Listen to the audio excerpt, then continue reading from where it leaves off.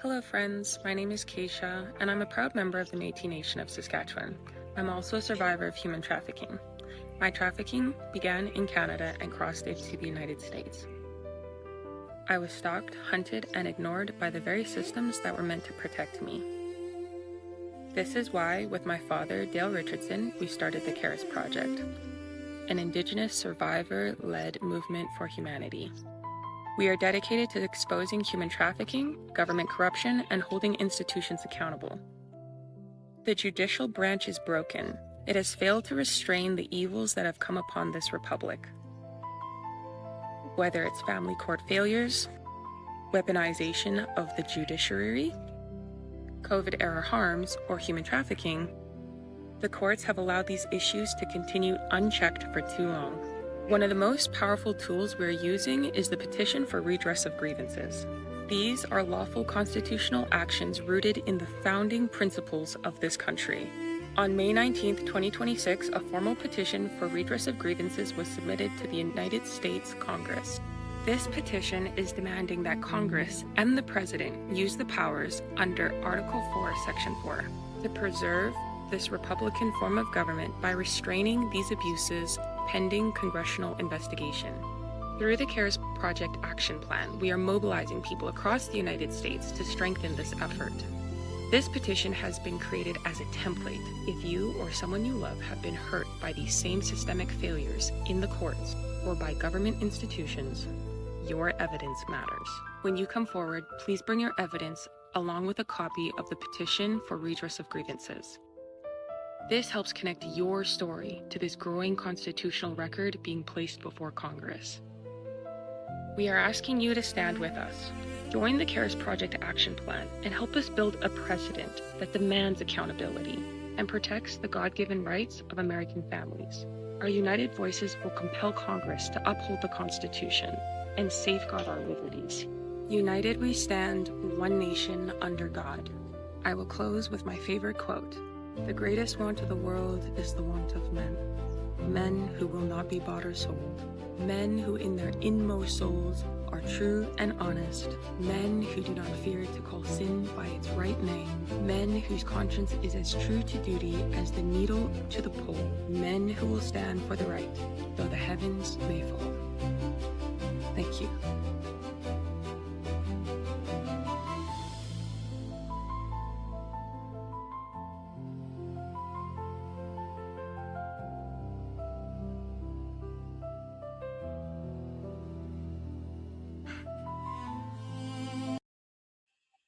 Hello, everybody, and welcome to the CARES Project podcast. Today, we're here with Mark Cook. He is an election integrity expert who's been, blowing the whistle on this for years and fighting to safeguard the country. You want to, introduce yourself. Welcome to the show and introduce yourself to our audience, please. Sure, absolutely. Great to be here. Thank you very much, Dale. Always appreciate it. Yeah, my background, boy, cybersecurity, forensics, IT. I started programming when I was 10 years old. Was never into politics, had really no interest. I figured other people do politics, I do computers. And after the 2020 election, leading up to it, I knew something wasn't right. By the way, just full disclosure, I was a Democrat longer than I was a Republican. For in fact, most of my life I'd been a Democrat. Voted for Obama. I bought it hook, line, and sinker. I really thought we were going to get the hope and the change and the transparency because I knew there were problems with our nation. And I thought that someone that made all those promises would actually follow through with them. I've seen other people lie to me in life for, I don't have no idea why. I just didn't assume that someone running for president of the United States would be so bold as to lie straight to our faces. But nonetheless, I've had people do that to me before. I should have known better. I opened my eyes. I saw what was going on. And we the people have been fighting a system much larger than us, and people that are involved in it that are seemingly, they think they're much more powerful than us. But unfortunately, there's a lot more of us. We just don't realize the power that we have here. And we need to start exercising that power here by raising levels of awareness and taking action. Now, I got involved in elections because I did switch parties because the Democrat Party went so far left of where I was. I thought, well, I just don't fit in that party anymore. And I thought, well, I Yes. guess I fit better in the Republican Party. So I joined the Republican Party. And my ideals, I'm more of a conservative person. I still love our planet. I still, don't want to waste anything. I literally don't, I don't throw things out just for the sake of filling up, dumpsters. I am responsible with on our environment. I love our planet. I'm a fan of solar. In fact, I live off grid myself, and I love to be able to live as much as I can without taking. I like to give more to the environment than I take from it. Essentially, I think that just Yes. makes sense. So that's me. And then I got involved in elections because I was asked to go out to DC right after the 2020 election to try to help figure out what had actually happened and see if we could figure out where the fraud was, because the results didn't seem to match the input. And when Yes. the output doesn't match the input, I'm a computer guy, something's wrong when they don't Exactly. match. And I knew it didn't line up, and I just wanted to get to the bottom of it. I really didn't know if there was fraud or not. It seemed like there certainly could be the chance for fraud, and I wanted to look into it to find out more. And I was given an opportunity, thanks to God, to be able to do just that. So I dove in when I was offered the opportunity to go out to DC, and I couldn't believe what I saw. I really saw an election system that was so poorly designed that it was abusable in almost every possible way. It was like a second grader set up the system. And I'm not talking about just one voting system. I'm talking about the entire ecosystem, from the voter registration, validation, tabulation, all the way down to the reporting, election night reporting. And what I saw was massive ability for abuse at almost every vector of this system. And then I identified the different areas of abuse that would result in particular outcomes or particular symptoms that we might the results. And I tried to create a diagram in order to be able to go through the election to see where it could be manipulated based on what I thought they could do with the given environment. And I gave all that information. I floated it up. Eventually, I saw one of my diagrams in a picture in the background of the White House during like Yes. November, December 2020. Even got to, at one point I investigated, did a quick forensic investigation of the Hunter Biden laptop. And so what I've Yes. realized is we're all being lied to. We've all been lied to Oh. about Oh. so many Yes. things, and our elections totally lied to. So there's my background. That's how I got into this. And once I saw what I saw, I couldn't unsee it. So I'm in it to win it. Yeah, I agree that we're all being lied to. And for me, like with my background in mechanical engineering as a technologist, I was looking at the COVID response, and when I watched what was done there, I saw a control system failure. And then Yeah. when I watched what they did to implement the changes to the elections, I was like, wait a second, you can't do that, especially like with the United States, the way the Constitution is written. I'm like, I don't see anything about changing the Constitution in case of pandemic. So I was like, no. And then when I saw the results of how the 2020 went down, I was like, Mhm. absolutely not. Because everybody, I mean, watching Biden, he didn't go anywhere. He was pretty much in his basement, and then he got the highest amount of votes ever. I was like, no. I, there's just no way. And really, I don't care who the winner was. If Trump had won and there was cheating, I'd still call it out, because I'm Yes. not the guy that ignores the cheating just because my candidate wins. In fact, for this LA County stuff that's just happened, I've had people talk to me about it and say that if Spencer wins, don't expose any of the fraud, is what I was told. What? And I basically said, sorry, that ain't how I work. So I don't need to, I'm not gonna be working with you too much.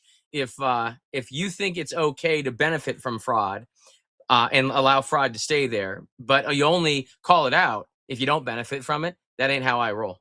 That okay? I okay. That does Yes.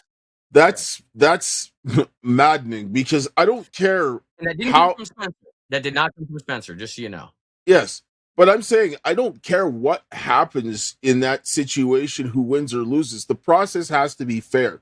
Sometimes you're not going to get the Yep. result that you're going to like, but this is the will of the people. If the majority of the people want that person in, then they should get in based on the process being fair. Because if you taint the Right. process for one person, you've tainted it for everyone, and nobody can sit down and say anything is going to be fair. And then you have basically selections instead of elections, which is what we're seeing now. Yeah.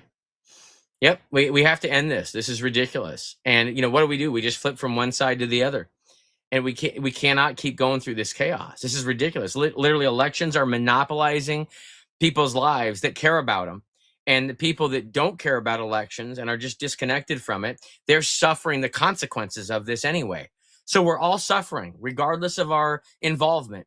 We are all suffering consequences of a system that allows a group of people to cheat while we all get cheated out of our voice, no matter what side we're on. I'm done with it.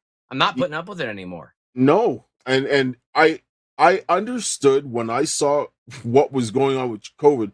I knew they were going to cheat. I knew it. Like I said, the risk potential for cheating was astronomically high with what they were doing. I actually on December 4th of 2020, we actually went to file in the Supreme Court of the United States about this very thing, because when you begin to examine the risk is too great in order not to investigate. And when you're looking at something that severe, obviously the case analyst just made some excuse that the filing fee was missing, which then they sent it back. But I was like, what are you talking about? But at the end of the day, when you have the risk of losing your republic, your country, wherever country, because they cheated here in Canada in the election in 21 through the COVID. Mm-hmm. Like, I mean, you're no longer in a free society. You're in some type of authoritarianism. And you're watching here in Canada, we're pretty much going to full blown communism. And you guys are going down the line behind us. This can't. Yeah, I've had people call from Canada actually asking me the same thing: is, do you think our elections, could we be susceptible like the U.S. is? And I started looking around. I realized, yeah, you have the same voting system starting to be used. I mean, they're literally sneaking it in all these different areas. The same patterns they did here, the same exact thing they did here. Yeah.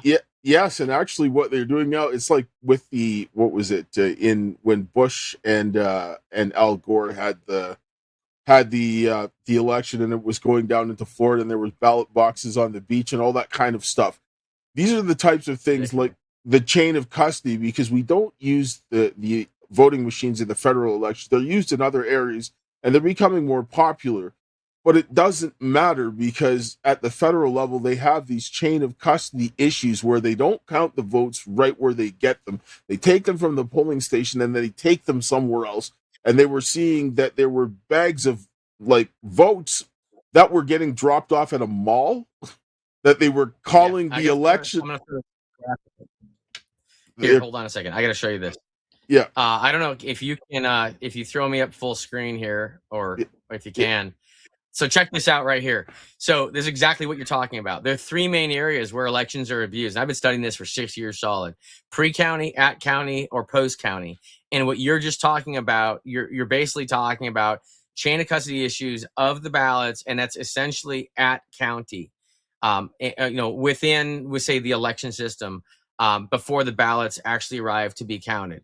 And some of that shenanigan can happen pre-county as well. But yeah, that's the area that it's being abused. A little bit of area 1 and most of area 2 there. And then what they're trying to do slowly is they're trying to sneak in those electronic tabulators, those electronic voting systems, which will make the abuse vector, the attack surface, much larger at the at county. So it's a big shell game of opening up all these vectors of abuse into the election. So when you said that, I wanted to point this one out here. This is how I've documented and pulled the thing apart. Anyway.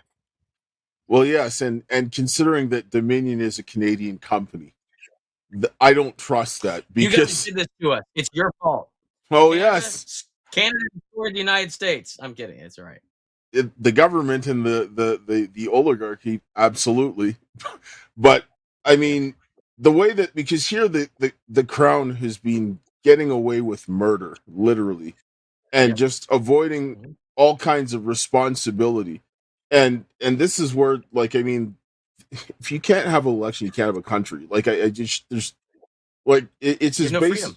It's and then it comes back like with the judicial system and want to watch all the election integrity cases go since 2020. Everything single one has been shut down because of some Of course. issue on standing or some technicality. And even It's an illusion. yes, The election system is an illusion, right? An illusion of choice. The judicial system, the justice system, that's just an illusion of having justice. Yes, because on on a state court, like when I was watching, for example, like the ones with Kerry Lake and some of the ones that were going on at state levels in various states, the reasons that they're giving, you cannot actually make those decisions based on that because there's no procedure that can supersede the U.S. Constitution on the supremacy clause. So how are you going to take the substantive issues of like basically your entire republic, which is what the Constitution is based on, and say, oh, well, because of this technicality or you lack standing or whatever else like this, that we can't hear the case? Excuse me? Yeah. You need to be taken off the bench immediately, investigated, and prosecuted. Right? Like you can't do this, but the judges are doing this, and people have too much faith in the judges and that position to challenge them, and they should be challenged. They shouldn't be allowed to just do what they're doing rampantly because they're protecting the fraud. It's not judges.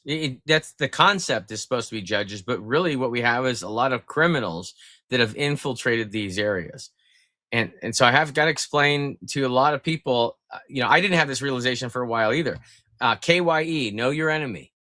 And our enemy, we're not fighting. For a long time, I was trying to understand, why doesn't Katie Hobbs understand this? Like, why doesn't she get that the citizens don't actually have any way to verify their vote? Why doesn't Jocelyn Benson understand that we can't certify an election where there's all kinds of reasons that it shouldn't be certified? Like, why don't they get it? We've explained it to them. Why aren't they because we didn't know our enemy. We thought our enemy was just someone that didn't. It's not someone that doesn't understand.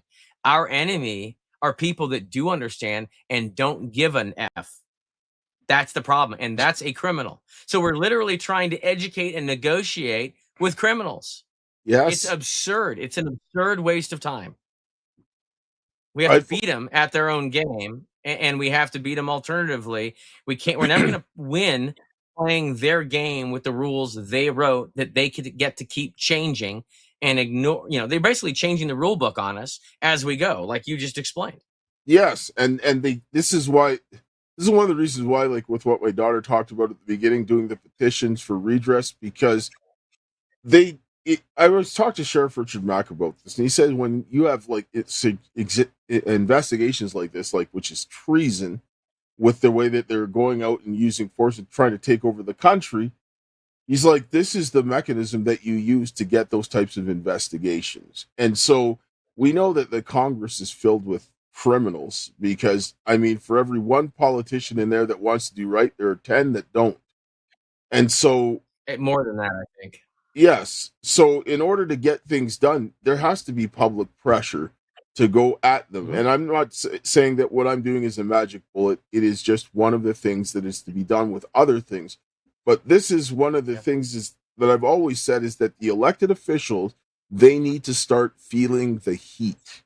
The people have to be persistent in what they're doing, to demand what is going on so that they begin to start feeling uncomfortable and dread going to work because there's always going to be people in their face saying, what are you doing? And eventually they're going to crack. Some of them are going to get scared. They're going to just go away. Some of them will cave into the public pressure. But either way, we get the result that we will because the next person that comes along isn't going to want to do this because eventually they know if you keep denying people's rights, right off the bat, you know that there's going to be consequences. It cannot last this long. They know that. And so we have to put the heat up on them. I'll add a little bit of clarification here because I did group everyone together, and I don't want anyone to think that I think they're all criminals. I know they're not, and I know that some of them are just good people that feel like they don't have any other option because of maybe bribery, blackmail, or threats. And we all know that those three things are very real. And you're right, we need to create public pressure. And there's got to be so much public pressure that the public pressure exceeds the blackmail pressure or the Yes. bribery pressure or the threat Yes. pressure. That's what has to happen. Overwhelming public pressure is going to be what it's going to take. And unrelenting and Yes. only increasing. Yes. You have to understand that. We will only increase our public pressure. We will only get larger. There is nowhere to go. There's no way you win.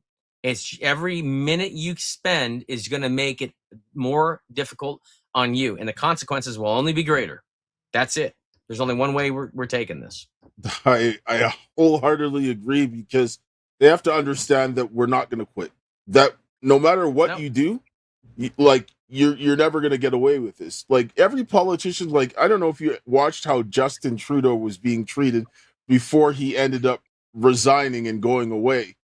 No matter where he went, people were on him like white on rice, giving them an opinion. I don't necessarily agree with everything that people were doing, but the fact is that that type of unrelenting pressure is what that every single politician that's going against the will of the people and not standing up for the people, that's what they need to face, no matter where they go. I have no choice. We have no choice. That's absolutely what has to happen. And turns out, if you want to be liked or loved by your people, here's an idea. Do things they want, because you're there to represent them. So it's really easy to be loved. If you're not liked as a politician, you are doing the wrong thing. It's that simple. That's exactly it. And so let's talk a little bit about what you guys are doing right now to work on the election integrity. I know you're out in Colorado. Let's talk a little bit what's going on there first. Well, I right now I'm actually not in Colorado. I've been on the road for like almost, I think I started my 4th year now on the road. I bought a truck, trailer, and I've been driving across the entire nation. And I'm out on the East Coast right now. I'm in Rhode Island, and I'm just trying to educate as many people on the ground as I possibly can. Kind of doing like a Paul Revere tour around the country. But I will be in Colorado here shortly, coming up at the end of the month at the Rocky Mountain Voice event. But I'm going to be in Vegas here in a couple weeks, very, very soon. And then it's other Colorado news. Tina Peters was commuted finally by Jared Polis, the governor. We have no idea why he took so long to commute her. I'm glad he did. Thank you, Jared. Should have never even gone that far. And really, she should have been completely exonerated, at this point. But we're working on it. She's under appeal right now. Tina's a wonderful person. If everyone knew the truth about Tina, the entire country would love this woman. The problem is so many people have lied about her and lied about what she did. And those that believe the lies hate her because they base what they think on fabrications. And if the fabrications were true, I wouldn't like her either. But unfortunately, it's all fabrication. It's made up, it's lies. And what she did is she actually caused the exposure of this whole little illusion system that they've got. And that's what they protect more than anything, is this election illusion system, because without it, they have to rely on blackmail, bribery, and threats to control everything. And that's a lot of extra work, and it's easier to get caught, and people slip up and they don't have full control. But if they have control of the election system where the people are appeased because the people think they have a voice, and they can subtly manage the results of the elections and manipulate those to select people rather than allow the citizens to elect them. As long as the citizens think they're electing people, when the cabal is actually the ones selecting people, it's a win for them on both accounts. They get their guy or girl into place, and they keep the citizens at bay. The citizens are all happy, or they're slightly frustrated, but it's the election. But as soon as the peasants stop believing that the elections are real, which, by the way, they're not, but when they finally realize that they're not real, the citizens will rise up and create massive public pressure, and they will rip that system away and replace it with one that does work. And then they lose their easy button. The bad guys lose their easy button, and they got to go back to old school. Yes. And that's what we're going to do.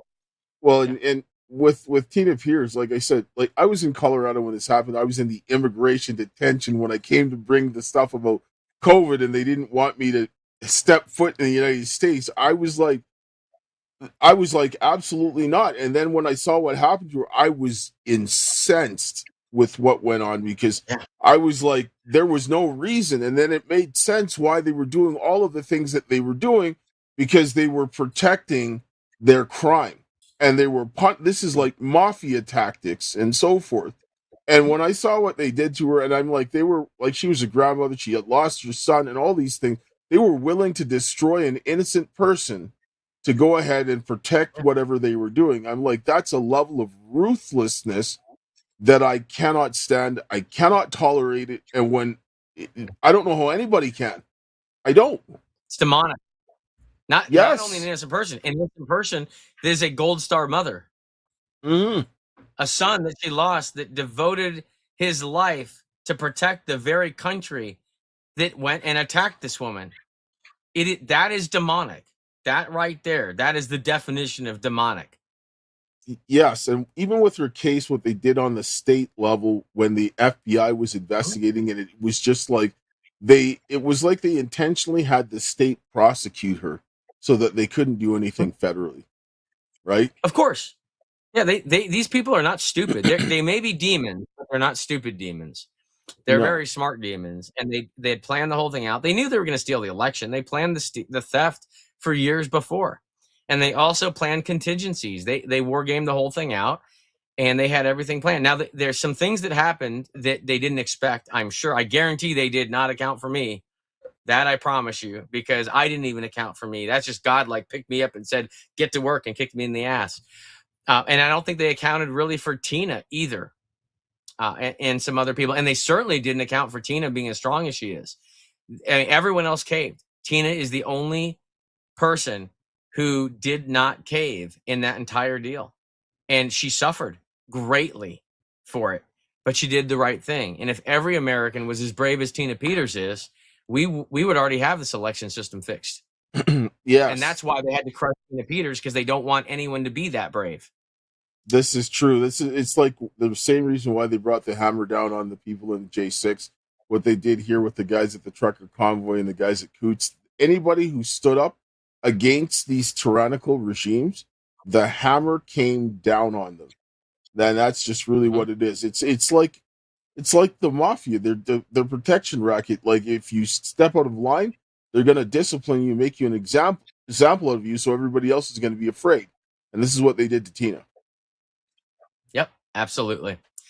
And they messed with the wrong people, I can tell you that, because we are all, including you, our friends in Canada, our friends in South Korea, every citizen in this world that will be free and not be a slave to some tyrant or tyrannical regime, they have messed with the wrong people, because all together we will crush this evil. We will all be free, and there's nothing that they can do to stop that. Yes, and I mean it's only going to get more traction. We just got to take a short break here. We'll play commercial. We'll be right back. Perio, co-founder of Mark37.com. I spent my career in Silicon Valley working for high-tech infrastructure companies, and I've witnessed firsthand the surveillance apparatus they've built. Most of you already know we're in a digital war right now, but are you really aware that we're trying to fight this war with the weapons and tools of the enemy? That Android or iPhone in your pocket, that MacBook or Windows laptop, it's a tracking device feeding everything you say and do to companies that want you under their control or eliminated entirely. Every text, call, location, even how long you pause on a post, they track it all and use complex algorithms to then use this data to manipulate your behavior. If you knew someone hacked your devices and was selling your data without your consent, you'd be furious and terrified. So why are you okay with these companies doing this to you right now? Here's what they don't want you to know. There is another way. At Mark37.com, we offer phones, laptops, tablets, and even basic flip phones, all running systems big tech can't access unless you explicitly give them access. And what's even better is you also don't need to sacrifice productivity.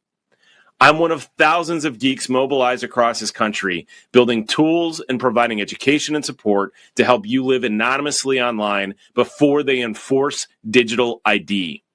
Go to mark37.com. Sign up for a free 30-minute digital privacy consultation. Join hundreds of thousands who have decided to stop feeding their data to companies actively working to enslave us. Take back your communications. Take back your data. And may God bless you on your journey. And so if anybody wants to go and get one of the phones and go to mark37.com, you can use the promo code CARES to get a 5% discount. I got myself one of these because I'm tired of having my data taken, especially being here in communist Canada and so forth, where the government is just violating all the tech companies. They're working together to steal your information. And even if that wasn't the case, I don't want anybody stealing my information and profiting from it because I didn't consent to that. And so, I mean, if you want to go ahead and do that, go ahead and support. Or if you want to, you can go to mypillow.com/Karis, get yourself a pillow, or support in one of the different ways that we have links in the description if you're watching on Vocal, Rumble, YouTube, or Facebook. And we have lots of ways to support. Support a good cause, and most importantly, like it and share the information. All right, kind of circling back now. So we know what they did with Tina Peters, and then she got out, and then so forth. But we still have the challenges in front of us with the midterms coming up, right? They failed to pass the SAVE Act to do, regardless of whether people agree with it or don't agree with it. It's not going to be perfect, but the fact is they did nothing, and Congress is continually blocking the door on securing elections. What do we do now? All right. Well, we have to keep trying on the SAVE Act. Now, the SAVE Act is not going to solve all problems. The SAVE Act covers some of the abuse vectors in our elections, and they're significant abuse vectors. So I'm not saying we shouldn't pass it. We absolutely should pass it. And anyone blocking the SAVE Act absolutely is taking part in the destruction or attempted destruction of this nation. So pass the damn SAVE Act. And in addition to that, I'd recommend reading, if you go to handcountroadshow.org and you click on the big red button, if you want to know what we need to do to secure our elections, I put this whole thing together. It's really simple, bullet point by bullet point. Very simple. What we do for voter registration, for validation, for tabulation, for reporting, auditing, all of it. I lay it all out. Real simple. 2 pages. And that is the target. That's how we get free and fair elections. That's how we get elections that are simple, transparent, and verifiable by every citizen, and not just American citizens. I've even sent this PEP framework, and that's that big red button right there. I even sent that same framework to our friends in South Korea because they're going through the same battles we are. They just had a massive election stolen, and they had so many obvious problems. I'm talking simple stuff like not enough ballots. They only had half the ballots they were supposed to have at these voting centers. And then apparently they had Chinese coming up and taking the ballots and voting them. And so they had nothing left. So Korean citizens are showing up to vote, and there were no ballots for them to vote. And they were demanding that no one moves the ballot boxes until they actually bring them more ballots so they can vote. I mean, that's just one of the things they did. So that PEP plan that you're looking at right there, that is how we very simply return elections to the people. It's right there. And at the top of that plan, if you scroll to the very top of the page, if you click on that button up there, that'll take you to a proposed executive order that myself and some others authored that we gave to the Trump administration to look over. And it was exactly what needed to happen in order to return elections to the people on an emergency basis. There it is right there, 17 pages worth. Very well thought out. We spent months working on this every single day, hours and hours, going over everything to basically hand on a silver platter the solution of what could have been put into place back in November or December of last year. And then we thought, well, January is kind of pushing it. And then February came and March. And we're like, how on earth are we going to implement something of this scale in the time necessary? I mean, at some point, someone's got to realize we're about to lose our nation. It's that serious. This is the system is irredeemably compromised. That means there's no way to fix it. Oh yes, There's no fix. we So have we to. have to implement this. Oh, we definitely have to. And this is one of the things that we addressed when we were talking about when we sent that in, because my friend Adriana DiCiaccio, she was a 3-time pardoned J6er that ended up taking down this information to Representative Anna Paulina Luna, and they were demanding the use of Article 4, Section 4, the guarantee clause, because you're guaranteed a Republican form of government. If your judicial branch has failed, you have no elections, you're having people like the weaponization of the judicial system. This the courts are trafficking children like through CPS and all these different things. Like you're seeing the immigration court is like they're blocking people that are helping the country, but they're bringing in criminals to destroy the country. You have to fix it. Like, is all of the reason why every single one of these things are going forward is because the judicial branch has failed. Because the election issues wouldn't go as far if the courts did their job and restrained the government and and compelled the executive to go in and investigate and arrest these people. We wouldn't have those issues. But the courts are already taken over. Exactly. The courts were already taken over. They took over the courts before they pushed the elections as hard as they've been pushing. Exactly. So everything's already compromised. The only thing we can do, we the people can do, is take things into our hands, which means we're going to have to start running our own elections. Yes. I mean, ultimately, keep the pressure up, and those that will walk, let them walk. And we keep going the traditional path. We keep fighting against the current. That's fine. And I think eventually there is a chance we can overcome this current. But at the same time, we got to be realistic. We may not overcome this current. And if we're either going to drown or we're going to start running our own elections. And if you work this all the way out, and I'm sure people are not going to like hearing this, but realistically, I ain't a stupid guy. I know exactly where this is very potentially going. The people at some point, if all other efforts are blocked, we have no other options. We're only left with 2 options. We're left with running our own elections and just disconnecting from the existing infrastructure and setting up our own infrastructure peacefully. And if we don't have that one, then we're left with a bad one. And I am doing everything I can to prevent the bad one. That's why I'm trying to get people to do all the right things before that happens, because we must avoid that at all costs. Yes. And the election that's coming up in the midterms, this is probably the most important election in history, because if and I know both sides are corrupted, don't get me wrong, but if the Democrats get control of the House and the Senate, this is going to go a lot further, because they take 2 different pathways. No, I know. This is a big mistake a lot of people make. It's the cabal. They're playing both sides at the same time. I understand. They're both going to the same destination. The speed and the route are just slightly different based on the political favor of each party, because they'll tailor certain. It's just the R or the. It's the R or the D that they wear, Dale. Yes. That's it. They're the same people. Somewhere R, somewhere D's. They're all demons. Yes. And the rest of us are citizens, and some citizens wear R's and some citizens wear D's. But the citizen R's and the citizen D's are not the same as the demon R's and the demon D's. No. I know. I agree with you 100%. I'm just saying, when I've watched how they will engage in dealing what they're doing, they do it slightly different based on which party's in power.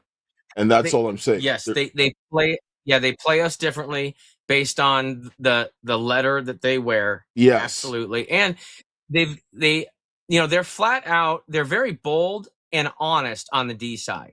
Yes, they tell everyone exactly what they're doing. Yes, but on the R side, they lie. The demons that wear the R, they're actually demons, and they say all the R stuff when they're not even close to it.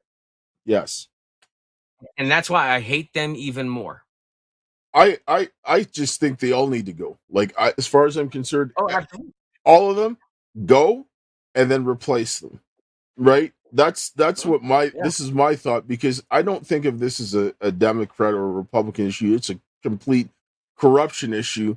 But we have more of an opportunity now to do something, because if they get it to have it all out in your face and there's no more deception, the fact that they have to deceive you slows it down a little bit, which is to our favor. And this is what we want. Time is what we need.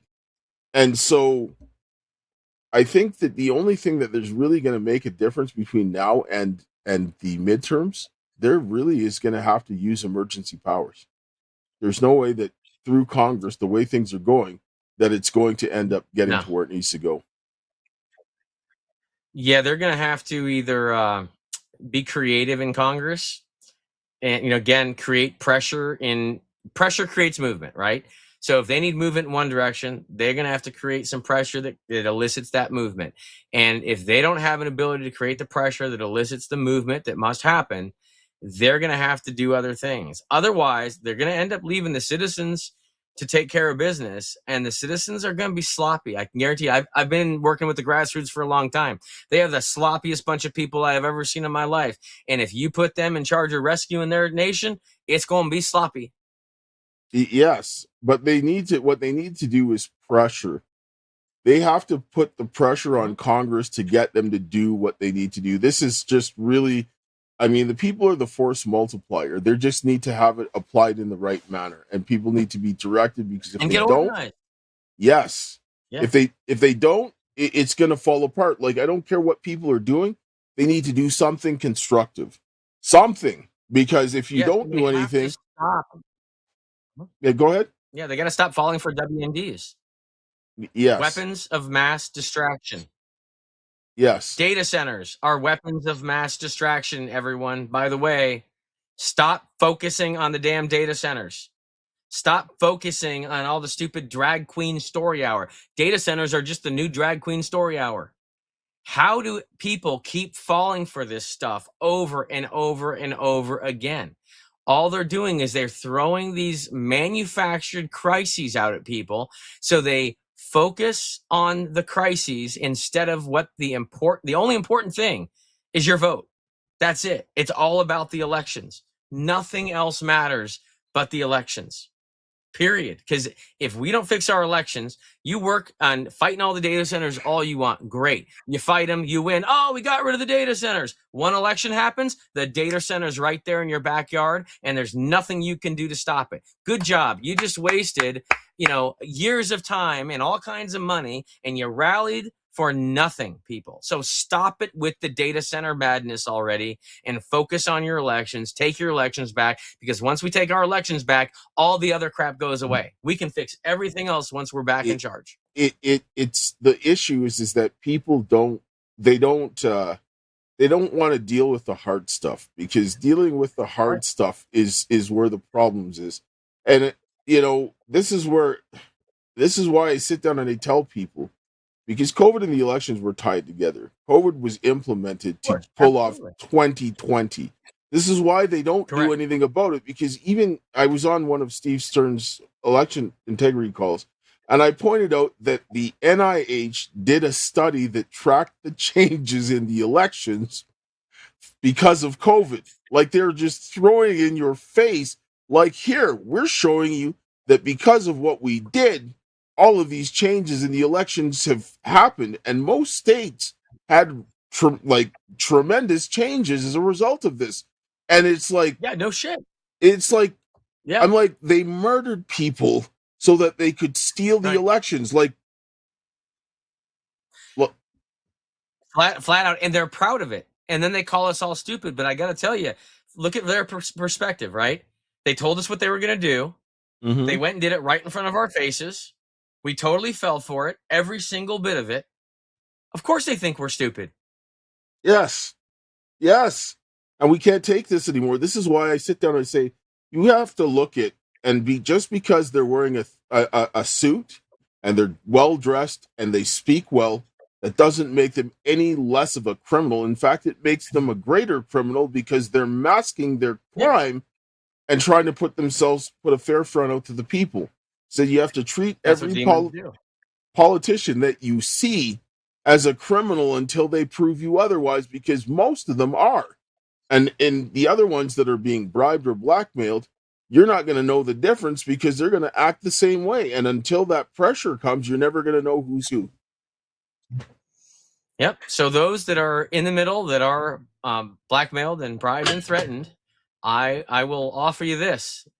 The time is now to go look in the mirror and figure out what impact you want to leave on this planet and in your life.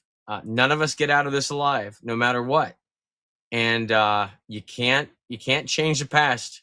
So be brave, be bold, figure out who and what you want to be, and don't be fearful, because we all stand together on this. And if you did something that was bad and you've been blackmailed as a result of it, the easiest way to deal with it, just go right out with it, throw it out all in the public and say, okay, this is what's going on. This is who did it to me. And I want to do the right thing.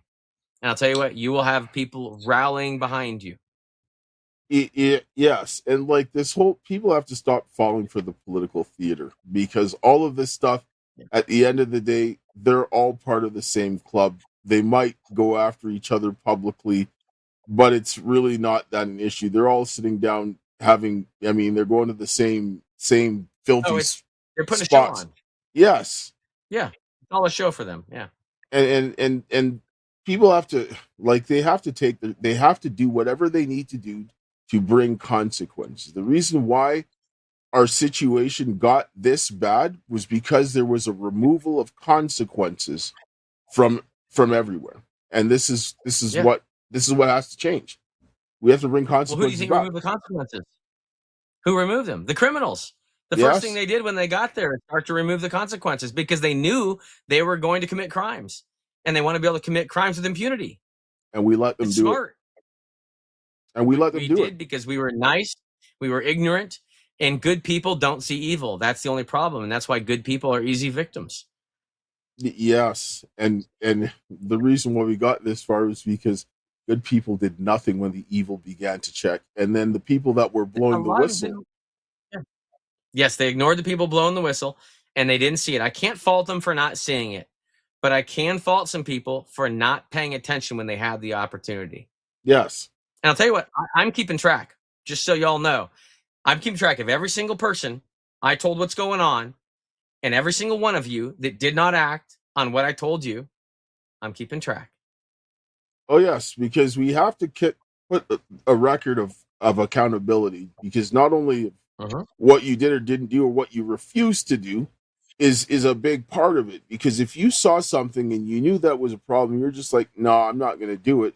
That becomes problematic, because then you become responsible. Like, for example, like, I mean, this, and I'll, like, even with, like, for example, the stuff with the children, if you allow somebody to do that, then you're responsible. If you see somebody stealing your election and you do nothing and act like nothing's going on, you're responsible, because apathy is worse. The apathy of the people is the biggest problem that we're facing. That they're aiding and abetting. Yes, they don't want to do anything. They're just going to be like, not my problem, and they're just going to let people get away with it. Well, if the people stood up, they wouldn't have gotten away with it. That's the point. It's pretty simple, right? If I see someone getting mugged, I mean, literally, we see that all the time. People are getting mugged. People are getting beat up. People are getting their heads chopped off in the middle of the street. And what is everyone else doing around them? They're sitting there like idiots with their phones trying to get a video of it. Are you freaking kidding me? I'll tell y'all right now, if you go try anything like that in front of me, I will go neutralize you in a heartbeat without hesitating. Yes, and they should be. Because if somebody's doing that kind of filth, somebody should shoot them. Like, I don't even care. Like, why should you get away with murdering people in public? Shoot, but I will neutralize them. Absolutely. Well, I mean, if they're trying to kill I'm somebody, not going to let someone commit a crime. Yes, I mean, if you have to, I'm not sitting down and saying, obviously, go out and shoot somebody just for the sake of it. But if you have to save someone's life, and someone's on a murderous rampage, do what you have to do. Right? Protect life. I will save that life. I will absolutely save that life. I won't hesitate 1 second. Yeah, and so I mean, this has to change. Like, people need to get this through their heads. All the people that are going out and fighting and doing this, support their causes, because not everybody's going to be going out on the front lines. But if you can't, support in some way. do something, because it's like everybody's going to benefit should it succeed, right? The people who are doing this, their backs are breaking, and most people that I know that are sitting down fighting this fight in some way, shape, or form are all suffering to a great degree. Every single one, Yeah. right? And it'd be a lot easier. And we're going to start disappearing. Like, we're not going to be able to sustain this. That No. people are dropping out. We're losing people. I've lost a friend, to a heart attack not long ago. We lost Charlie a little bit ago as well. I mean, this is what we're up against. We're up against people that want to rule no matter what, and they will absolutely kill you. They will kill you with a bullet. They'll kill you with a jab. They'll kill you with whatever they put in their food in our skies. They don't care. They resent humanity because they want to run the show. So we either stand up as good people or evil will prevail. Period. Evil wins automatically if we do not stand up. 100%, I agree with that. And let's talk, as I know we're going to be coming up here on time, but let's talk about your event that you're doing here in Las Vegas. Let me pull that up here. Cool. That's the Fraud Fighter Summit, and I'm speaking at the event. I'm loosely trying to help on the back end, just because it's all hands on deck all the time in this wonderful grassroots fraud fighting world that we're all in, and it's going to be a fantastic event. It's coming up in Monday, Tuesday, and Wednesday. Is it next week already? It is. Oh my gosh. Yeah, 15, 16, 17 in Vegas at the Ahern Hotel. Look at those speakers, really incredible speakers and great guests. It's going to be so much fun. We've got nearly 700 people registered right now. I think we only had, last I checked about an hour ago, 11 tickets left, 11 seats left available. And I don't know, actually, no, that's down to 10 for sure, because someone just texted me. So there are 10 seats left, I think, maybe, if that. But if you guys go to fraudfightersummit.us, again, that's fraudfightersummit.us, that's what we're looking at on the screen here, and you scroll down, you'll see how many tickets are left. I don't know, if maybe you can, if you scroll down a little bit, you'll see right below. And what does it say down there? Keep going. Right there in the center of the screen right now.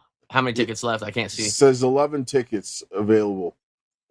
11. So it's actually 10 because one just disappeared. But yes. What we're going to do is we're also going to show Dark Horse. If you scroll down just a little bit, you'll see Dark Horse. So this is the movie about Bolsonaro. And one of his family members is actually going to be there. This is Jim Caviezel's movie. I think Jim Caviezel is going to be there as well. And this is going to be a world premiere only for the people that are there. That's it. If you're not going to be there in person, you don't get to see Dark Horse there. But we are going to live stream the event, except for Dark Horse. And then, of course, all the fun we have, afterward and hanging out and chit-chatting with everyone. This is all Patriots. It's going to be 700 and plus, I think we're like 750 or 780 of your closest friends all hanging out together Monday, Tuesday, and Wednesday next week in Vegas. But not the bad part of Vegas, the good part. Yes. And I mean, this is like, if you can be there, go and support it. Right, you're having a great line of speakers like Peter Tickton, who I've talked to, and there's a few others like Roseanne Barr and so forth that are going to be there. I mean, go out and hear what's going on, and then get up and do something. Don't just go to the conference, feel good, and then walk away. Continue to engage. We need people to have local action in every community, right? And this is what me and my daughter and some other people, we've been mobilizing people in the United States with the grassroots, and then over here, it's a little slower here because we seem to be more indoctrinated, but to get the people to engage in what they're doing, because a lot of this is not some of it, yes, is a political issue, but a lot of it's a moral issue because of the crime that is being committed.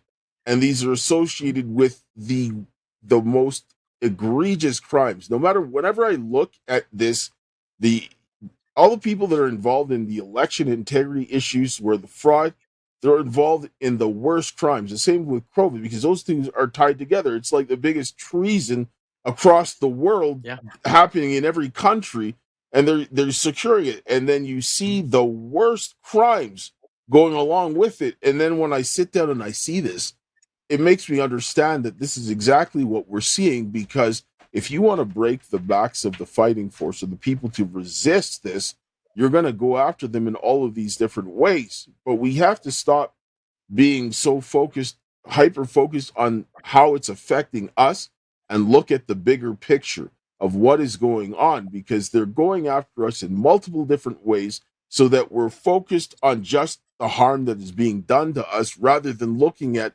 what they're using this to accomplish. And this we're watching a color revolution, and the authoritarianism coming down the pipeline being implemented each and every passing day. We have to stop it. We have to stop it. Correction. We are stopping a color revolution. Yes. We are interrupting a color revolution. Yeah. Yes. But this is what they're trying to accomplish. You look at it, like, I mean, everybody go read up on the CIA color revolutions that they were doing across the globe. And look at what's happening now, and you're going to see that they're trying to implement the same thing. So wake up and continue to stop it faster, because we can do this quickly, or we can draw it out. The choice is up to us. Yeah. God bless you, man. All right. So finally, in closing, you want to give your 2 minutes. What do you want to say to people, and how can they reach you and help you? All right. So check out, my website again, handcountroadshow.org. There's a lot of good content on there. You can see my whole travels. Just scroll down. You'll see everywhere I've been. I've recorded a lot of my presentations. They're on there as well. The big red button takes you right to the Progressive Election Platform. That's our goal. That's how we fix all this. When we get to that, we fixed it. And like Dale just said, we can either do this the short or the long way. I'd rather do this short way. Let's just get active. The more active we get, and the more strategic we get, and the more people we get on top of this project, we will fix this much faster. And also read that the proposed executive order. I suggest you do that. Get involved in your community. You have to do something. If you're not expending effort every day towards reclaiming our elections, then you are not helping the problem. Then if we don't have enough people helping restore our elections back into our hands, we are going to cause us a lot of pain and suffering. And we're going to end up, our inaction or disorganization is going to end up inducing that pain and suffering on our children and our grandchildren. So please, please, please, we have no choice. We must do this. Evil prevails when good men do nothing. So good men and women, time is now to stand up. Yes, and I agree that we have to stand up and do something, because, I mean, if we don't, what's the alternative? We live in a totalitarian society, and we're all sitting in the gulags. Maybe a lot of us won't even survive, and there'll be no future left for the children. And I can't do that. I'd rather go out on my feet than bow to tyranny. I just can't. The only person I bow to is God. And so I'll close here with a prayer. And yes, thank you guys all for coming. Heavenly Father, Lord, we thank you for this day, and we thank you for your mercies and grace that you have given us. And Lord, I ask of you this day to watch over the work that Mark is doing, and other people like that, and all the people who are standing up and fighting for the freedom of humanity, and especially for the children, and help that the men and women would come together, and that they would come together in their communities to rebuild their families, their churches, and the communities, and to protect the children from this wickedness, and to preserve liberty for everyone in this country and in the world, is my prayer. In Jesus' name, amen. Amen. All right. Amen. Thank you, man. Thank you for coming, and everybody for watching, and we'll see you again next time.